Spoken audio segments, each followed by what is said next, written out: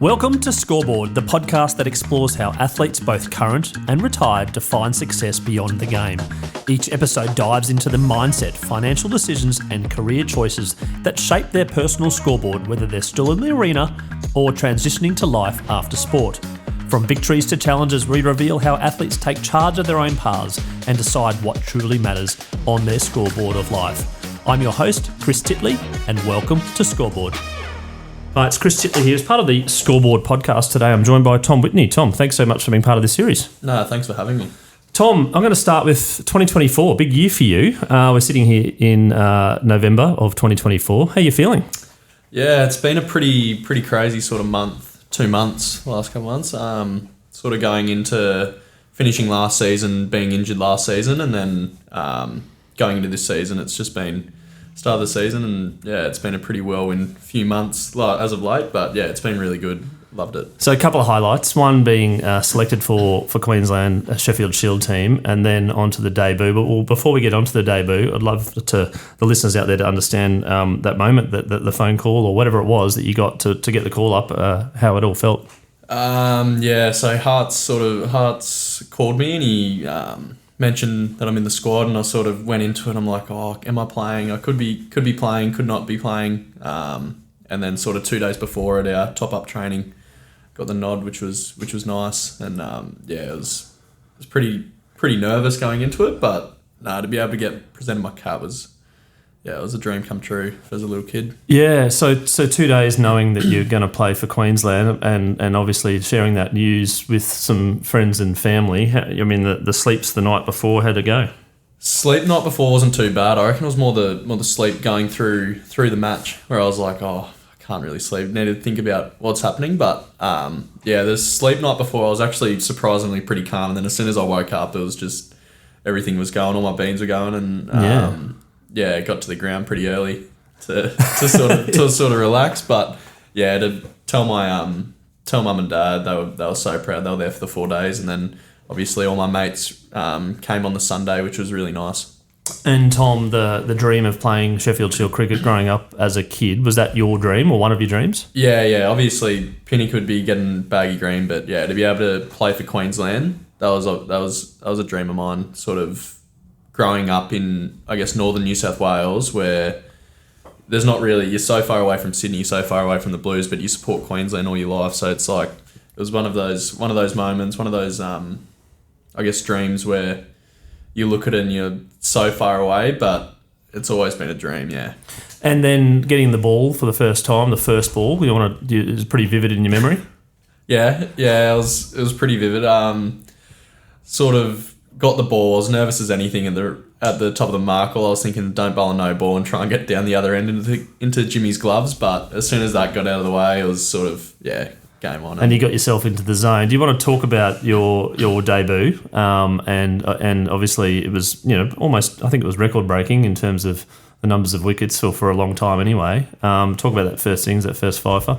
That was a pretty cool moment, sort of getting that first wicket. There was a drop catched early off my bowling, which you sort of see that drop catch go down and you're like, oh, I'm never going to get a wicket in this match. And then I was lucky enough to get the wicket of Nathan McSweeney, and then now Test player, by the way. Now Test player. It's a nice one to have. And then another wicket to follow, and and then one before the break of play, one before the day's end, and sort of going off the field, I was like, oh, this is a good day. And then you sort of I got back out there the next day, and then lucky enough in the first couple of overs got 2 wickets, which was nice. But no, it was a pretty good performance by everyone. It was so nice to be able to sort of run in with no pressure, and having Steck and Ness at the other end and telling me what to do at mid-off and mid-on.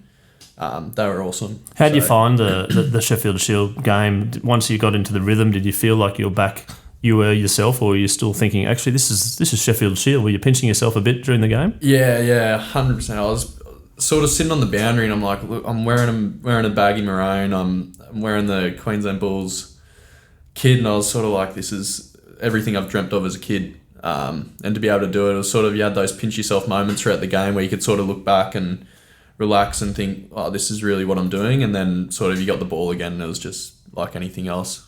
game on. And then the second innings, 3 for 8 for the match. What were your figures in the match then? 8 wickets for 100 and something, I think. Yeah, I'm not quite sure the exact number, but yeah, 8 for 100 and something, which was good. It was lucky. Well, too bad we couldn't get the win in the end, or even save the game with a draw. But yeah, it was a pretty nice debut. A win would have been better, but to be able to get a couple of wickets was really nice. And then leading into the summer with the Test team being picked or not being picked, and now obviously it has been picked, but your name was Googled quite a bit. It was one of the most popular names on Cricinfo, in terms of Australia at the time. How does that make you feel? Yeah, it's pretty crazy. Like after the last couple of months, you never pictured anything like this would happen. But yeah, it's just one of those things, I guess. There's a lot of people that support cricket around the world, and there's a lot of people that follow the Sheffield Shield, and if you're lucky enough to do something, then yeah, it's lucky. But I'm just sort of looking game to game, and yeah. And Tom, you're going back a little bit. Your junior cricket days, you must have had some long days in the field and had some mishaps along the way. What draws you to cricket? I guess ever since I was about 5 or 6, obviously Dad used to play cricket, and we moved down to Tweed Heads, and they joined a local club down there down at just South Tweed Colts. They joined a local club. Dad was president. Mum was helping out, I think, secretary or something, and down there every weekend, and yeah, loved it. I was just playing since I was 6. I was trying to play in the street. I loved it, lived and breathed it, which was, yeah. Who were your heroes, so to speak, when you were growing up? All the players that you remember? I think Shane Watson was, growing up when I was young, was one of my favourite cricketers, and then he still is. Yep. We went to the same school, and then sort of as of late, you can't really go past the Australian captain, Pat Cummins. Yep. Yeah. Yep. And the bowler in you, where did that come about? There's always been a bowler, or has that shifted? I love to bat, but I sort of, you go through juniors and you start to pick up a little bit of pace, and that sort of takes a back seat. And I've always loved to bat, but I think I was just a bit better at bowling, so I put a bit more focus into that. Yeah. And now, I mean, some of the other podcasts that I've been on, that they talk about doubling down on your superpower, doubling down on what you're really good at, and also focusing a little bit on what you're not so good at. When you've got your 8 wickets on your debut, what do you do now to kind of double down on that superpower of being a fast bowler? I think it's just not getting too far ahead of you. So like, I spoke with Hearts a couple of days ago, and he just said, like, it's all and good getting 8 wickets, but don't look too far ahead. Like, you can go out this game and get no wickets. So it's sort of just staying in the present and just staying pretty humble with it, I think. Yeah. And on that, in terms of goal setting, are you a goal setter per se? Yeah, a little bit. I'm not a big goal setter at the start of the year. I'm not really limiting myself to anything. I guess you write down, I want to get 50 wickets this year. I want to have those sort of seasons, but sort of going into this year, after being injured all last year, I was like, I just want to play cricket. I just want to stay on the park. So. And when that injury happened last year, how did you go with your head in terms of thinking, okay, I want to get back out there, but there's a little bit of patience required? Yeah, it was a weird one. It was sort of 6 weeks of, it wasn't really getting better, and then obviously getting surgery on it in December sort of gave me a better look, because as soon as I got surgery, I was like, all right, this is the plan we need to do. But for the first 6 weeks, I guess, leading into that surgery, straight after doing it, it was pretty tough. It was sort of not having a plan, not knowing what's going on.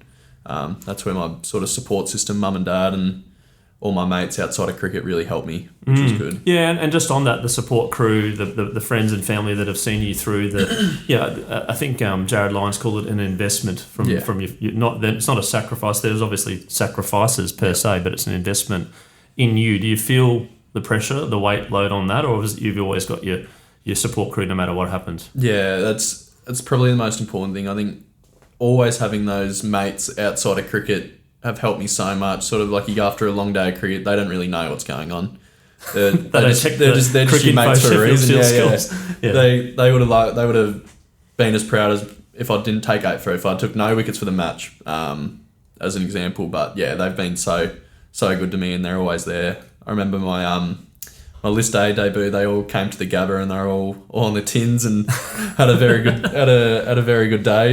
And then they were straight back there for the Shield debut, which was so good to have. You've played the list A.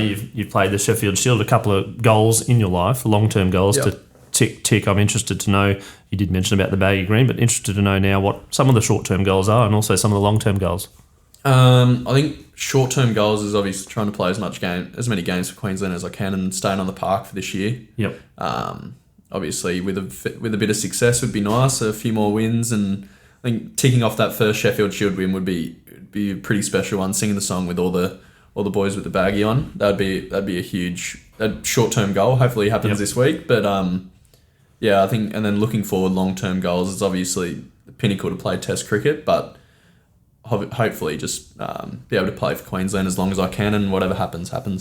You've been growing up in an era where cricket has changed a lot. Yeah. You've got 2020, you've got ODIs, you've got Test cricket, you've got competitions all around the world in shorter forms of the game. How have you gone about balancing yourself to find what you're good at to actually participate in that particular format, as opposed to trying to flimsy around all the different formats? Yeah, it's a tough one, I guess. Sort of, when I was a kid, it was always Test cricket pinnacle. Test cricket is the pinnacle of everything, and then you sort of get a lot more ODIs come in, a lot more T20s, and you're watching a lot more white ball cricket, and then obviously going through your juniors, you start playing a lot more white ball cricket rather than red ball cricket. So it's sort of just like constantly developing your skills, and sort of honing your game in and knowing what your game. What kind of bowler you're going to be, and sort of working out different sort of plans for everything. But it's a new way of cricket, I guess. Yeah. And do you change up a little bit in terms of the formats, the way that you play and the way that you have to kind of alter your behaviour? Or is it sort of like hat on, hat off, hat on, hat off? It's a tough, there's a lot of different sort of planning going involved to a red ball game as it is a white ball game, I guess.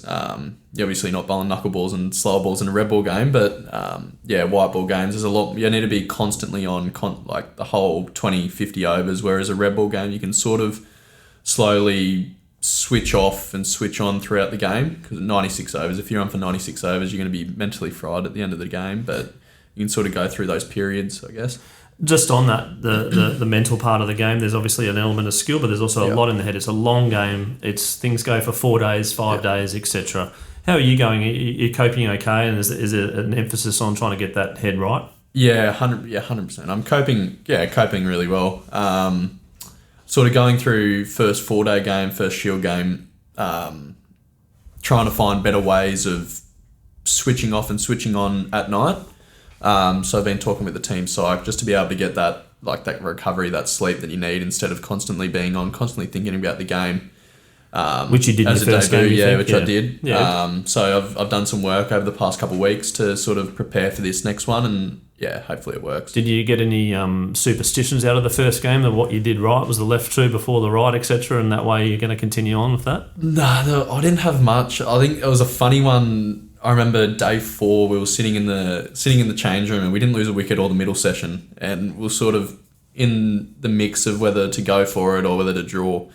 And we had a really good middle session, and I remember there was 4 of us, me, Benny McDermott, Mitch Swepson, and then Xavier Bartlett was there, and we're all sitting in the change room, and we're like, all right, we can't move.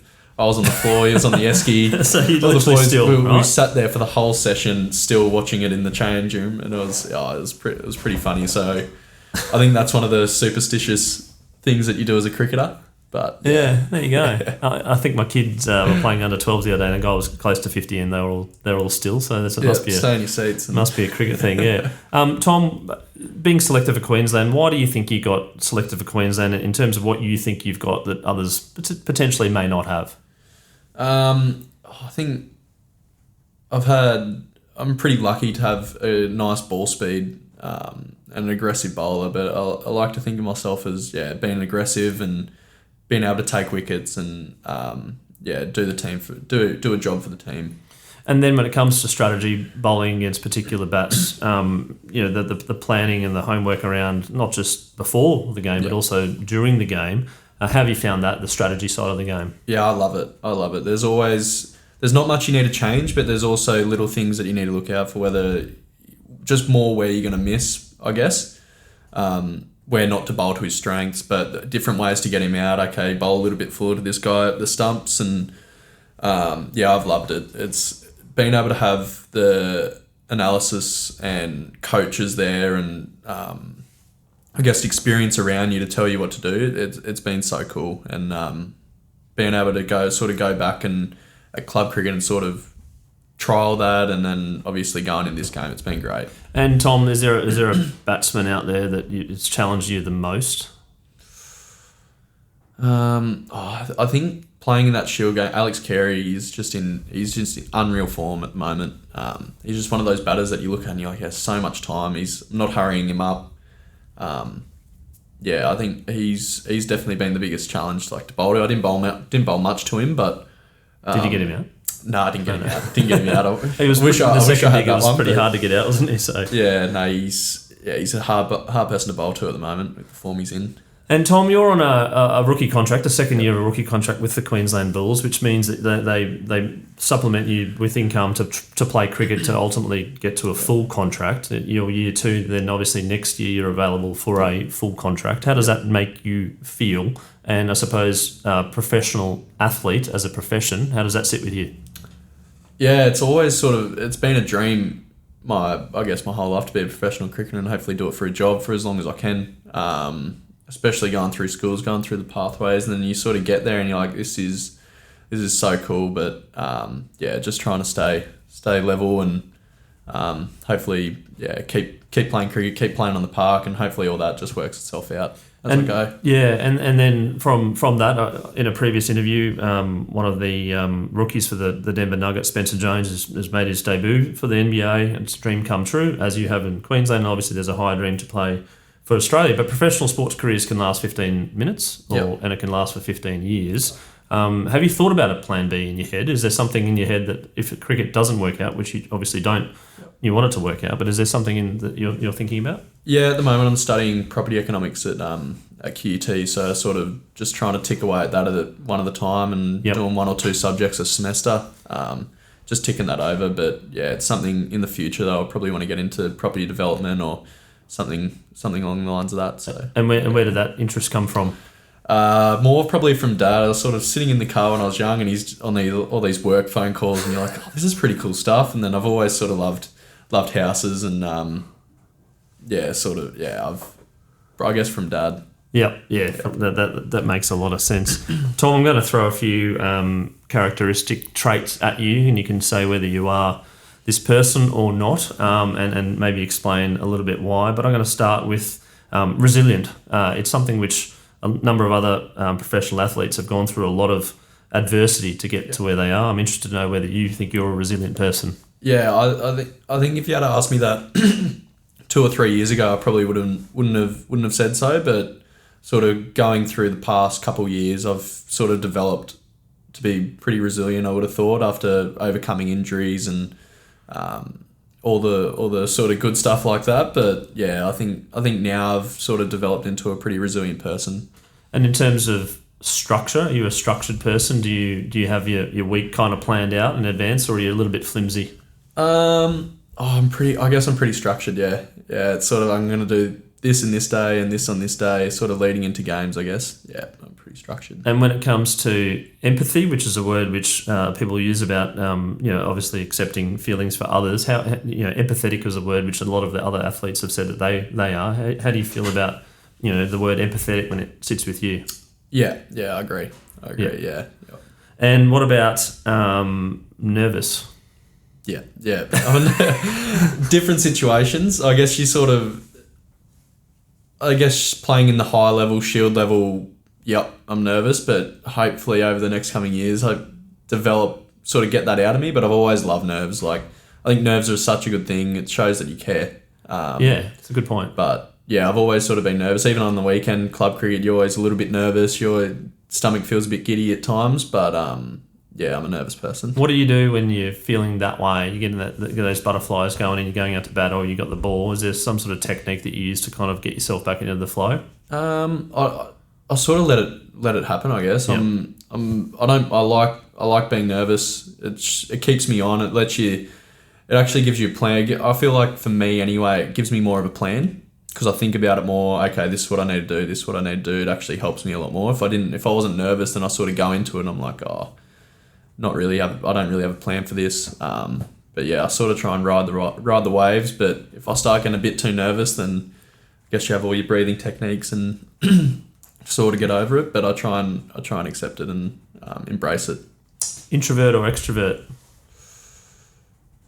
Introvert. Yep. And when it comes to the preparation, do you have some sort of routine into preparation past the night before? Yep. Can you talk about that? Yep. I'm big carbs before the day. I make sure I'm hydrated. I've always had this problem with cramp. I've always cramped when I was young, and I remember a few years ago in the under-19s World Cup, our physio is like, make sure you're peeing clear before the day. So I've always made sure that I'm have clear pee before the day, and I have all my hydrolyte and everything. Yeah, the magnesium tablets is another thing I got told. Yep. But yeah, I've always been sure of that.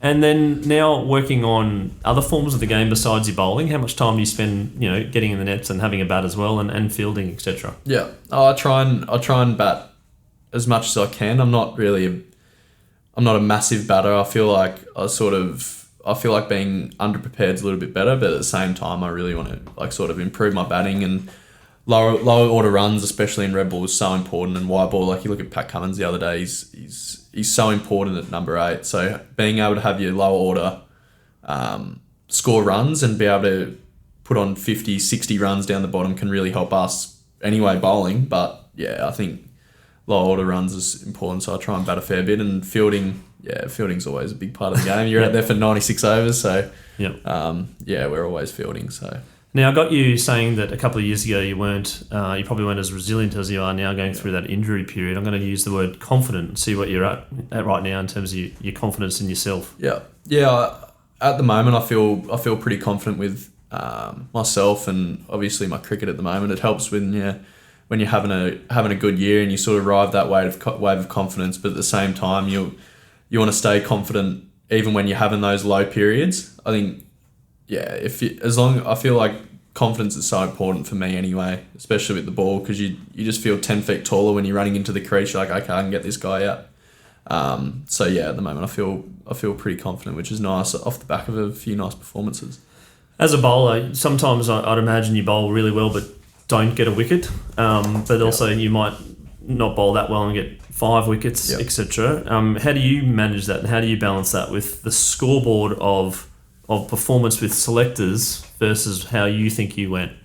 Yeah, it's a tough one. You look at, I'm not getting any runs, or I'm getting hit for these runs, and you feel probably better than you do when you actually get wickets.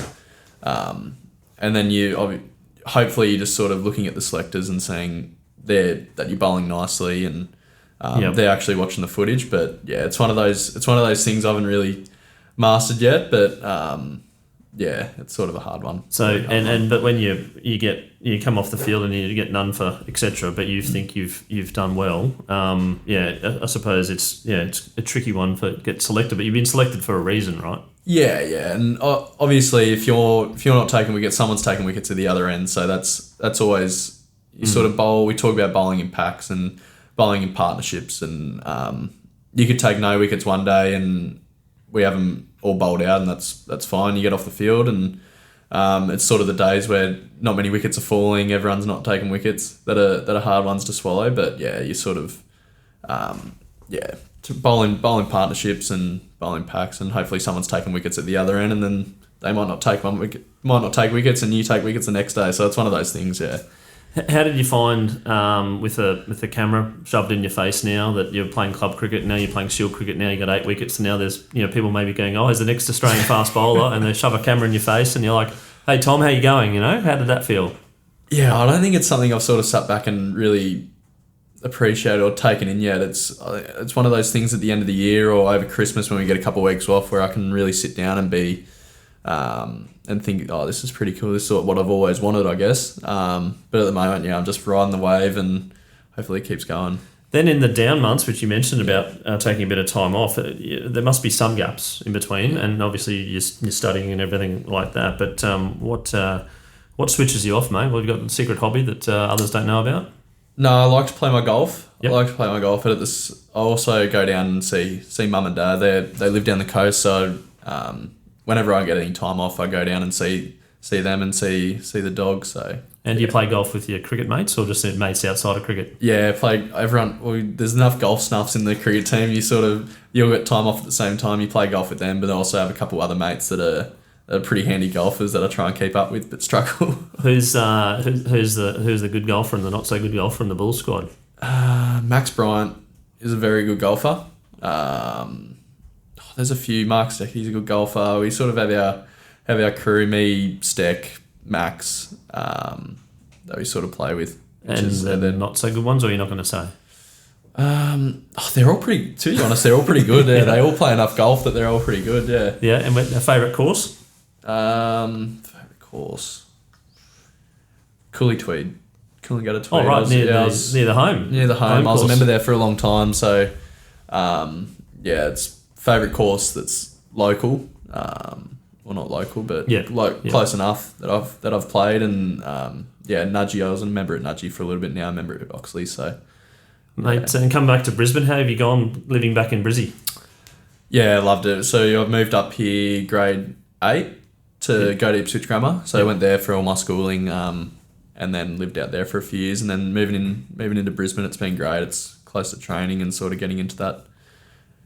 I guess getting into the cricketing life, which has been good. Yeah, Brizzy. Yeah. And Tom, on a final question, some advice for some younger cricketers out there. The game is developed into a big, huge, enormous commercial machine. There's lots of money that's floated around. There's kids that want to play for enjoyment, and there's also kids that want to play professional, as you are going through your journey right now. What's some advice out there for those that think that they're good enough to try and play professionally cricket for a living? I think riding the waves and not putting too much pressure on yourself is something I didn't do too well when I was young, and I put a lot of pressure on myself, and I was very anxious sort of going through those stages when I was 18, 19. Am I going to get a contract? And I put a lot of pressure on myself, but I guess it's sort of, if anyone around that stage, I guess it's just don't put too much pressure on yourself and just play for the enjoyment, and if it works out, it works out, but you're just playing what you love. And you're really enjoying the game. I can hear it in your voice, and hopefully the enjoyment level goes to a point of professionalism.